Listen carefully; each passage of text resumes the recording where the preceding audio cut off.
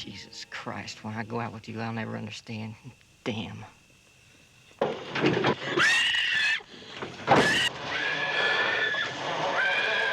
It's just the way Charlie wanted to tell it. It was his vision. This was the way he wanted to do it. I mean, it was an independent, low-budget picture, non-Hollywood altogether. And it was a Charles B. Pierce vision.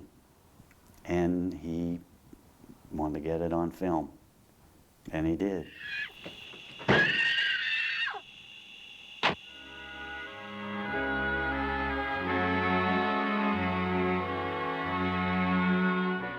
When I was about 20, my high school drama teacher started making films. And he called me after my freshman year in school in Oklahoma and said, "Hey, you want to make TV commercials?" And I said, "Harry, I don't know anything about making commercials." He said, "I don't either." So at any rate, I went to his office. He handed me a light meter, said, "This is how you read it." He handed me a Bolex camera, handed me some film, showed me how to load it. I loaded it, and I went out and shot an insurance sign going around and around. And I went back, took it, unloaded it, had it processed, looked at it on a projector the next day, and I was hooked. Something as simple as that, that's how I got hooked. I first met Charlie through Harry Thomason and was just introduced, and it was only in passing because he had done a picture called The Legend of Boggy Creek, and it was making a lot of money. And of course, I didn't spend any time and, you know, really didn't get to know him. So I actually got to know him when I arrived on the set of the movie Winterhawk, which was the first time that I worked for him. And then I began to formulate my opinion about Charlie and where he was headed, how he wanted to do things. And he was impressive. I mean, he had things he wanted to do, and he went after them.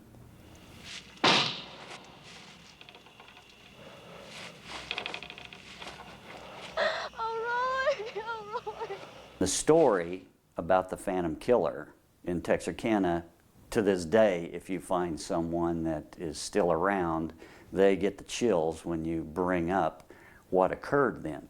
So yes, I did look at all the locations, and the townspeople. I was from that part of the country, so they were just regular folks, and that's how everything would go. You know, people were nice. If you know, if you wanted a location, they'd go, "Well, you need to come over to my house, and you can shoot here, but you got to stay for dinner."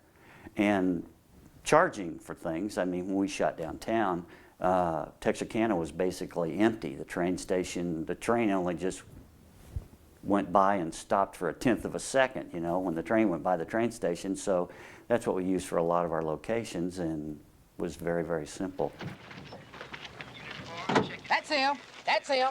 Mister, you owe me $1 for taking your throat the other day, and $10 for taking you to Lufkin. And I want my damn money. Well, when we shot the picture, it was hot, really hot. And there's a lot of rain in the picture, which just added to the hot. And I had broken my foot 2 days before we started the picture, and I had caved 3 casts in because part of what we were doing was in the swamps, and then the rain all the time. And even the day for night rain we did was just really, you know, terrible. And so that made it kind of difficult. In fact, Charlie hired a guy to haul my crutches around and chase me because I would hop one-footed down the street as soon as I'd step off the camera, and he'd run them under me as soon as I was done. But when you're 25, you can do that. I'm 1.5 miles north of Higgins' store out on Highway 71. I'll be back in, about 10 minutes. Well, Andy, first of all, terrific actor. And anytime Andy was on location, he had a great time. That his having a good time didn't interfere with any acting at all. I mean, he was just a really good guy.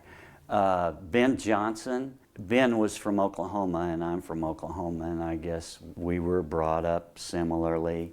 And it was yes ma'am, no ma'am, you better be the real deal, you better tell the truth. And Ben was that way. I did another picture with him a little bit later, and I won't mention the actor, but Ben was sitting in his I think he was in Charlie's bus at the time, and another actor in the movie went to this wardrobe girl outside the bus, and he just lit into her. I mean, lit into her.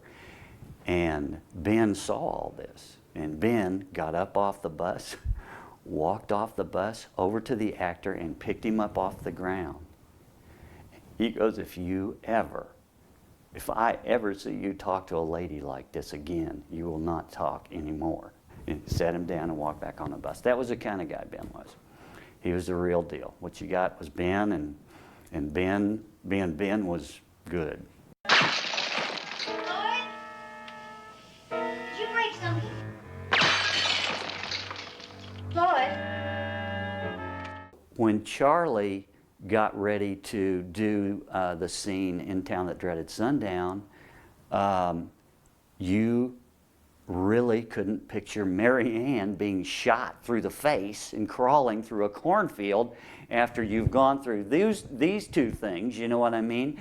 And the whole time we're shooting it, I'm going, dang, can she pull it off? And I mean, it was so believable, it was just, I mean, it made you shake. I mean, from that, I still can remember when Bud Davis, who played the Phantom, raised his gun and shot her through the back of the face. I can still remember that. I can remember her crawling through that cornfield, and it was like terrorizing, absolutely terrorizing. And she was only there for a couple of days, but man, the impact she had. And people who talk about this picture, they remember the trombone killing, and they remember that one, and the crawling through the cornfield scene. So that was fairly memorable, and it just tells you, you know, she could play almost anything.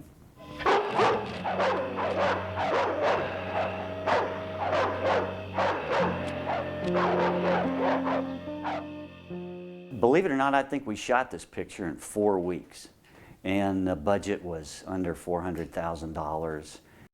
We got almost everything in principal photography, but the beginning of the picture had not been shot yet. And I believe that's the beginning of the picture where the couple's in the car and the Phantom Killer takes the coil out of the spark plug wires.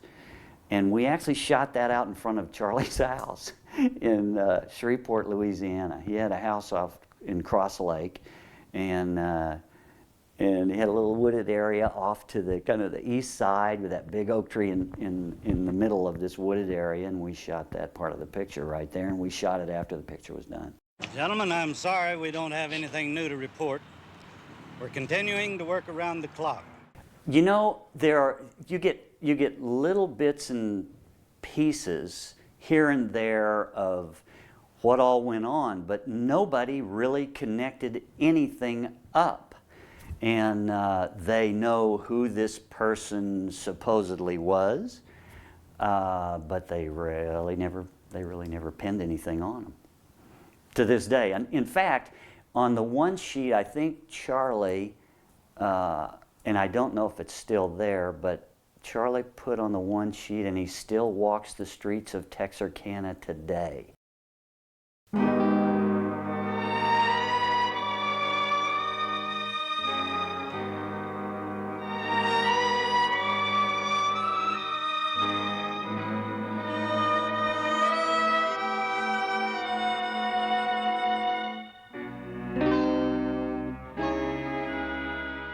You know, when you're 25 years old and you're DPing a picture, and you've also got a producer and a director that will allow you to cut on the picture,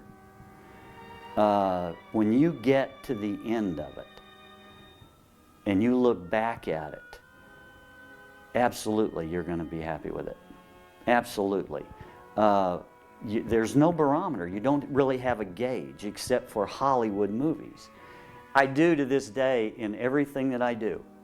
All the shooting that I do, and I've shot tons and tons and tons and tons, I will invariably have somebody walk up to me and say, Jim, I saw this picture on TBS, and your name, I think, was on it. And I said, what was it called? And they go, The Down, the Dreaded Sundown. And I go, that is my name. And they go, that thing scared me to death. My wife, when I met her, goes, that thing scared me to death.